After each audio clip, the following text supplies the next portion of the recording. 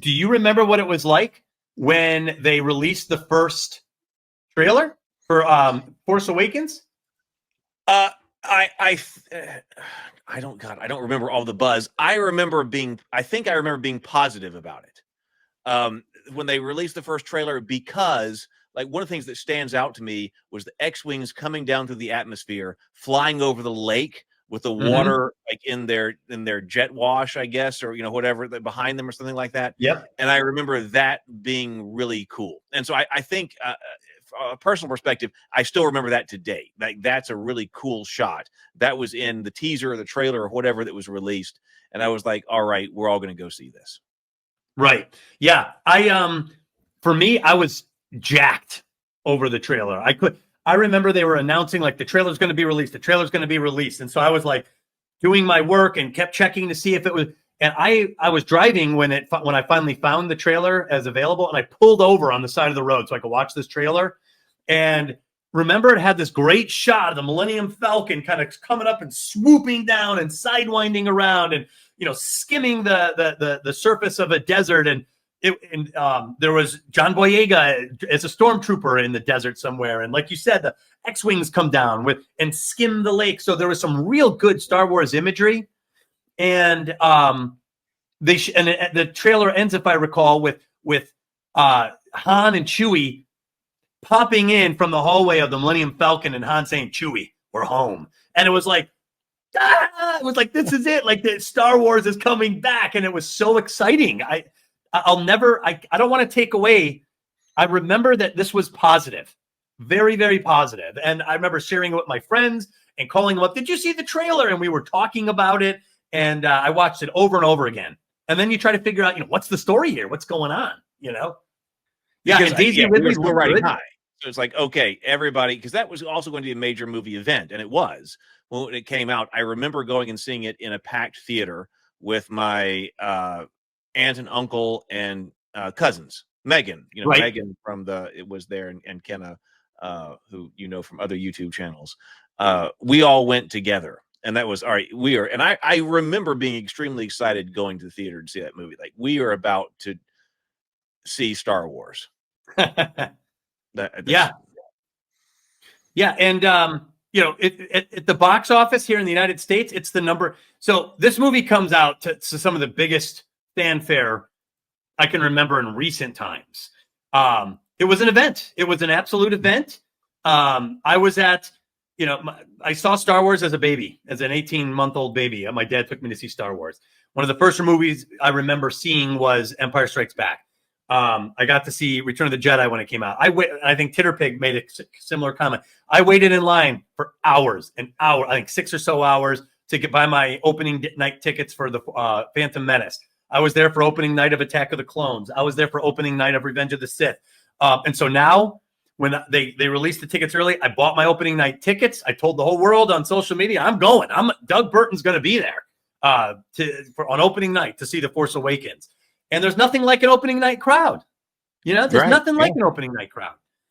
So Force Awakens comes out, blows the box office record off the hinges. Number one film to this day in the American domestic box office. $936 million at the domestic box office. And I think it's the number one film currently in American history, The Force Awakens. Tough to take that accolade away. It's also, I think, the second highest grossing film worldwide. I think only The Avengers Endgame beat it. Let me double check. Worldwide box office. That was all the anticipation. Yeah, all that pent up anticipation. You said it, man. It was pent up. And so we're globally, Force Awakens looks like worldwide box office number 5. Titanic, Avatar Way of Water. I don't know how that one. And then the Avatar is so weird. It is. And honestly, the Way of Water wasn't even that good, and it blew off. Anyway, my point is this movie was a juggernaut, and it blew off the hinges to the doors, and it became a cultural phenomenon. Star Wars was back, and it looked like Kathleen Kennedy had done the job. So, and I mean, she was big. There's another Kathleen Kennedy. She did it. Well, yes, but I remember being unimpressed when I left the movie theater. Right. It wasn't universally accepted as perfect storytelling. In fact, there was a lot of discontent. Despite the success of the film, it was definitely a successful film. Right. It was definitely, I mean, everybody had to be there. Everybody had to be there to see this. Like, so with such an amazing trailer and all of this that we wanted to see, Luke and Leia, and Han, and the what happens after this, and we had to go through the prequels, and now we're getting to this new thing. So I mean, everybody had to be there. But I remember, like, after I left, and yes, like, I know I can be a harsh critic. When I left, I was like, oh, so we reran Star Wars. We took a very safe route. The original Star Wars film, we reran that film. We took a very safe route, and I remember leaving unsatisfied. Right, which was similar in some ways. That was similar to the feeling of the Phantom Menace. I mean, we're very jacked about going to see the Phantom Menace. Back in but I would say it was more positive than the Phantom Menace, the fan opinions, because in many ways this film, The Force Awakens, was anti-prequels, right? A lot more minimal CGI, much more proficient use of CGI, much more practical effects. You had some of the cutesy things like the alien popping up and looking around, and some Star Wars things there. So I think it was better received than Phantom Menace by the fans. It was rewatchable. I was talking about my personal feeling. In that case, I was talking about my personal feeling. Oh, I gotcha. Yeah. Well, let's talk about the criticism, because I remember feeling mixed about it. There was definitely things I loved. I did like the dogfighting with Poe Dameron over the lake. I liked some of the Millennium Falcon. I mean, it's instant pleasure to see the Millennium Falcon moving and winding around on screen. It's instant pleasure. But I remember being frustrated that Rey defeated Kylo Ren. I was like, what? I was like, she beat him already? And I was actually going to condemn the movie for this, but my dad pointed something out. And me and my dad went and rewatched the movie, and he goes, listen to the music that plays when Rey's fighting Kylo at the end. And there's the scene where they're fighting, and she's locked, lightsaber to lightsaber, face to face. It's Luke Skywalker's theme.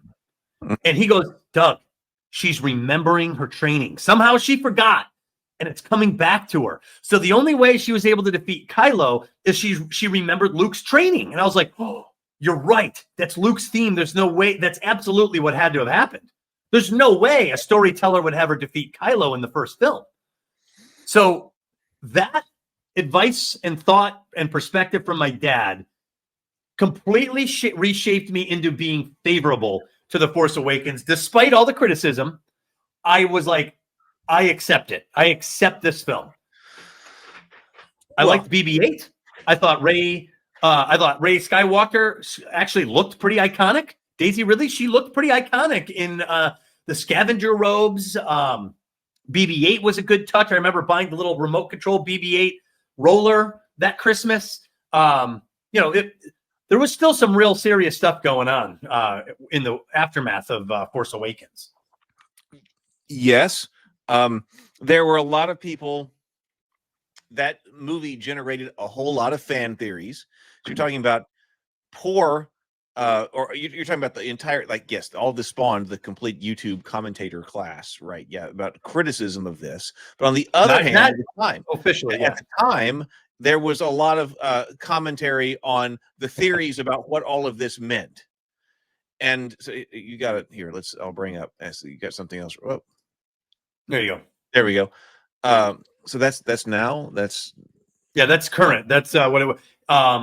But those are good marks. I mean, if you release a big blockbuster movie with that kind of but that's what you want. You want it to be high on Rotten Tomatoes. Yeah, but where I was going with there were so many theories about whose child is Rey, and all of these different things that seem to be set up, which in retrospect is completely characteristic of J.J. Abrams. Totally. The fundamental flaw, I don't remember exactly when we found this out. It was much later, but which rests with somebody like Kathleen Kennedy. The idea that you say, all right, we have Star Wars.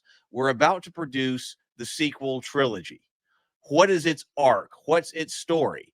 And they fail. In retrospect, they failed from the very beginning to actually set up something coherent.